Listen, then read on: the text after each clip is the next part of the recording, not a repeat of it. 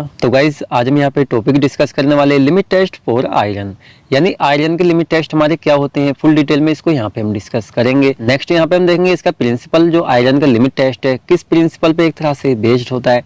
Then next यहाँ पे हम देखेंगे इसका प्रोसीजर, किस तरह से इस टेस्ट को हम स्टेप बाय स्टेप करते हैं।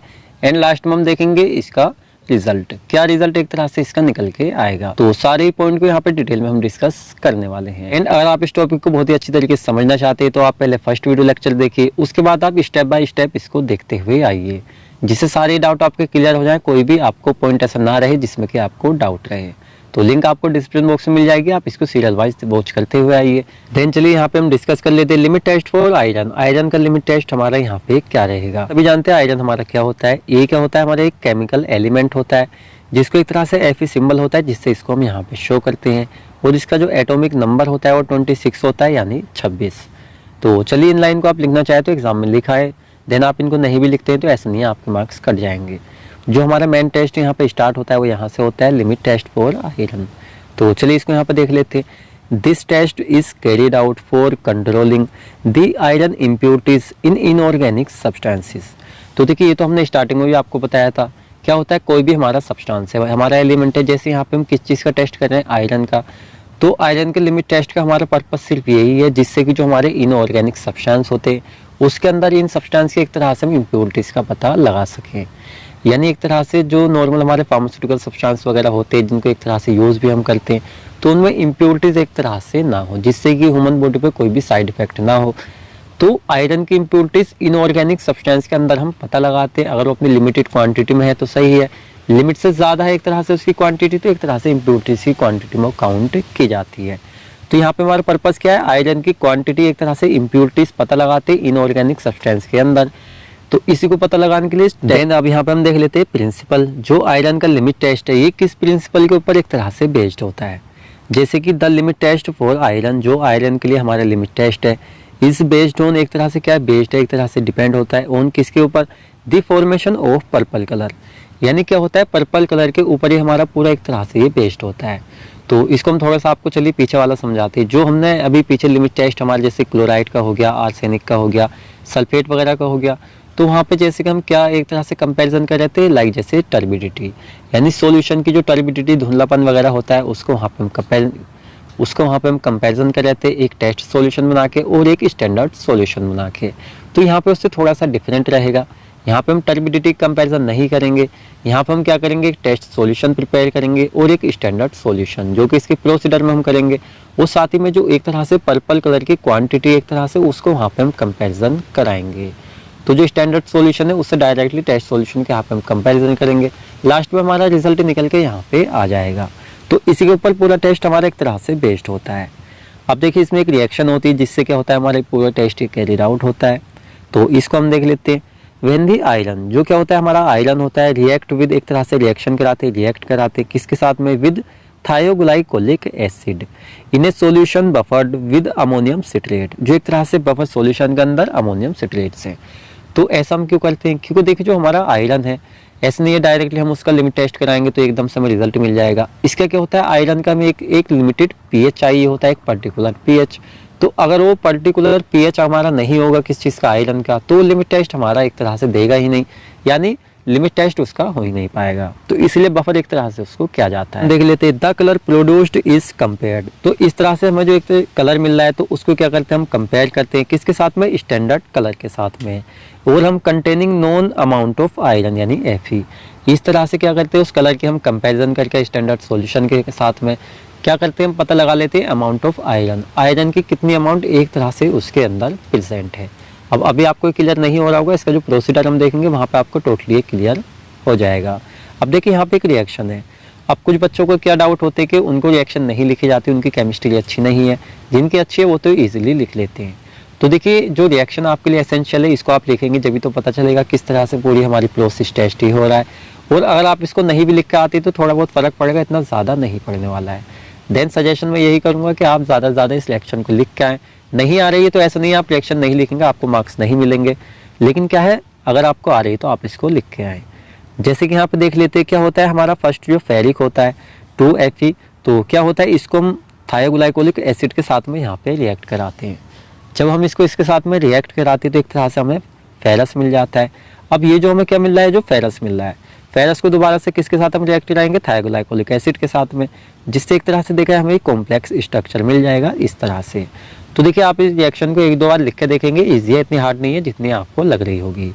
तो ये हमें क्या मिल रहा है, ये जो हमारा फेरस मरकैप्टो एसीटेट है और इसको हम फेरस थायोग्लाइकोलेट के नाम से भी जानते हैं, क्योंकि फेरस और थायोग्लाइकोलेट साथ में कंबाइन होकर हमारा बना है, इसलिए फेरस थायोग्लाइकोलेट के नाम से भी इसको यहाँ पे हम जानते हैं। अब यहाँ पे हम डिस्कस कर लेते हैं प्रोसीडर, जो हमारा मेन प्रोसीडर में एक तरह से सीधा हम क्या करते हैं, 2 काम करते हैं।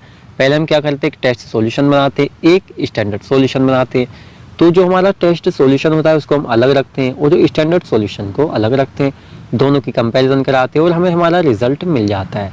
डिफरेंट यहाँ पे क्या रहेगा, पीछे हम टर्बिडिटी चेक कर रहे थे, यहाँ पे हम पर्पल कलर चेक करेंगे। और साथ में देखिए हमारा जो स्टैंडर्ड सॉल्यूशन होता है उससे हम क्यों कंपेयर करते हैं, क्योंकि स्टैंडर्ड नाम से आपको पता चल रहा होगा, उसको स्टैंडर्ड तरीके से हम बनाते हैं, हर एक चीज़ उसमें एक्यूरेट लेते हैं, जिससे कि जो अदर हमारे क्या होते हैं टेस्ट सॉल्यूशन होते हैं उसकी कंपैरिजन करके हम पता लगा सके वो सही है या नहीं है। इसलिए हमेशा क्या होता है, स्टैंडर्ड सॉल्यूशन के साथ ही हम टेस्ट सॉल्यूशन की कंपैरिजन करते हैं। जैसे कि इसके अंदर हम 2 लाइन्स देख लेते हैं। इन दिस लिमिट टेस्ट, इस लिमिट टेस्ट के अंदर a standard solution and test solution is prepare, एक स्टैंडर्ड सॉल्यूशन और एक टेस्ट सॉल्यूशन क्या करते हैं यहाँ पे हम प्रिपेयर करते हैं। And the appearance of this 2 solution is compared. Appearance से यहाँ पे क्या मतलब है, सीधा जो उसका कलर होता है उस अपीयरेंस के अंदर आ जाता है। तो ये हमारी पूरी यहाँ प्रोसेस रहेगी। अब यहाँ पे हम देखेंगे एक टेस्ट सॉल्यूशन, एक स्टैंडर्ड सॉल्यूशन। तो पहले हम कौन सा बनाते हैं, यहाँ पे टेस्ट सॉल्यूशन हम यहाँ प्रिपेयर करते हैं, उसके बाद हम स्टैंडर्ड सॉल्यूशन। तो चलिए फर्स्ट हम देख लेते हैं यहाँ पे। तो चलिए इसको स्टेप बाय स्टेप यहाँ पे हम डिस्कस कर लेते हैं। और देखिए एक बात हमने पहले भी आपको बताई थी, जो पीछे हमने टेस्ट कवर किए थे, जो हमारा स्टैंडर्ड सॉल्यूशन साथ में टेस्ट सॉल्यूशन है, जो स्टार्टिंग का हमारा ऊपर वाला पोर्शन होता है कुछ यही हमारा चेंज होता है, बाकी सारा बिल्कुल सिमिलर सा होता है। तो आप अगर टेस्ट सॉल्यूशन को अच्छे से याद कर लेंगे तो स्टैंडर्ड सॉल्यूशन आपको ऑटोमेटिकली याद हो जाएगा, कुछ चेंजेस आपको करने पड़ेंगे। जैसे कि इसमें देख लेते हैं, take specified quantity of sample, यानी एक तरह से जो क्वांटिटी हमारी पहले लिखी हुई है कि इतनी लेनी है, उतनी स्पेसिफिक क्वांटिटी एक तरह से हम ले लेते हैं एक सैंपल की फॉर्म में। और इस सैंपल को हम किसके अंदर लेते हैं, डिस्टिल वाटर के अंदर। डिस्टिल वाटर के अंदर हम लेते हैं, साथ में डाइल्यूट करते हैं इन 40 ml। तो डाइल्यूट का क्या मतलब होता है, सीधा तनु, यानी क्या करेंगे, सैंपल के अंदर हम इतना वाटर डालेंगे जिससे कि हमारा वो मेकअप वॉल्यूम हो जाए 40 ml। अब किस चीज़ के अंदर हम ले रहे हैं, तो कोई भी आप बीकर वगैरह समझ लीजिए जिसके अंदर एक तरह से यहाँ पे हम टेस्ट कर रहे हैं। तो इसमें क्या करते हैं, 40 ml तक वॉल्यूम इसको डाइल्यूट करते हैं एक तरह से। जब ये हमारा हो जाता है उसके बाद हम इसमें ऐड करते हैं 2 ml of 20% weight for volume citric acid. तो इसके अंदर हम इसको ऐड कर देते हैं। और देखिए यहाँ पे जो अमाउंट हम ऐड कर रहे हैं एक तरह से किसके ऐड कर रहे हैं, ये जो हमारा सिट्रिक एसिड है। तो ये हमारा आयरन फ्री होना चाहिए, क्योंकि भाई आयरन की क्वांटिटी पहले हम सैंपल वगैरह ले चुके हैं। तो अगर अब यहाँ पे भी हमारा वो होगा तो एक तरह से डिसबैलेंस हो जाएगा, हमारी जो एक्यूरेट रीडिंग है वो वहाँ पे नहीं आएगी। नेक्स्ट हम क्या करते हैं, जब इतना काम हमारा हो जाता है, ऐड करते हैं इसमें 2 ड्रॉप्स ऑफ थायोग्लाइकोलिक एसिड और साथ में यहाँ पे ammonia to make solution alkaline. और इसमें क्या करते हैं, अमोनिया भी ऐड करते हैं। तो जहाँ पे देखिए अमोनिया हमारी बेसिक नेचर की होती है, तो जहाँ भी अमोनिया में ऐड करते हैं एक तरह से हमारा एल्कलाइन सॉल्यूशन वहाँ पे वो बन जाता है। तो ये हमारी प्रोसेस रहेगी। नेक्स्ट क्या होता है, इसको दोबारा से हम डाइल्यूट करते हैं सॉल्यूशन अप टू 50 ml। तो 50 ml हम कर रहे हैं, पहले हमारा 40 ml था, कुछ हमने इसमें और ऐड किया, उसके बाद हमारा टोटल 50 ml तक यहाँ पे हम इसको बना लेते हैं, तनु डाइल्यूट कर लेते हैं और इसको 5 मिनट तक हम रख देते हैं। एक तरह से हमने क्या किया, टेस्ट सॉल्यूशन बनाया तो इसको हम एक तरफ रख देते हैं। उसके बाद यहाँ पे फिर हम स्टैंडर्ड सॉल्यूशन पे, तो चलिए अब यहाँ पे देख लेते हैं स्टैंडर्ड सॉल्यूशन को हम स्टेप बाय स्टेप। जैसे कि take 2 ml of standard iron solution and dilute it to 40 ml, ठीक है ना। तो इस तरह से हम क्या कर देते हैं, यहाँ पे स्पेसिफाइड एक तरह सैंपल लेते हैं, यहाँ पे हम क्या करें 2 ml ले रहे हैं आयरन के सॉल्यूशन को, और वही वाला फंडा है, सीधा 40 ml तक हम इसको वॉल्यूम वॉकअप करते हैं, एक तरह से कह सकते हैं वाटर ऐड करते हैं।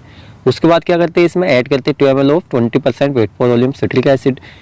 और साथ ही में नेक्स्ट वही देखिए प्रोसेस बिल्कुल सिमिलर सी रहेगी जो हमने टेस्ट सॉल्यूशन में देखी।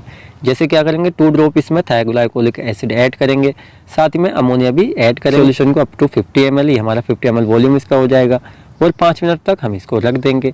उसके बाद क्या आ जाएगा, यहाँ पे कलर आ जाएगा compare with the test solution.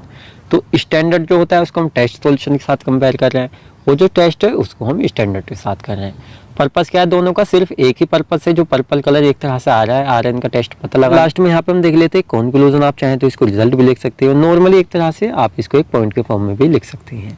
अब देख लेते हैं, चलिए रिजल्ट हमारा क्या निकल का है। यहाँ पे if the colour of test solution is less, अगर जो हमारा टेस्ट सॉल्यूशन हमने फर्स्ट टाइम टेस्ट सॉल्यूशन बनाया था यानी उसमें जो पर्पल कलर की एक तरह से क्वांटिटी है वो इतनी है कि उस तक हमारा एक तरह से टेस्ट पास हो जाएगा, उससे अगर ज़्यादा होगा तो एक तरह से हमारा फेल हो जाएगा।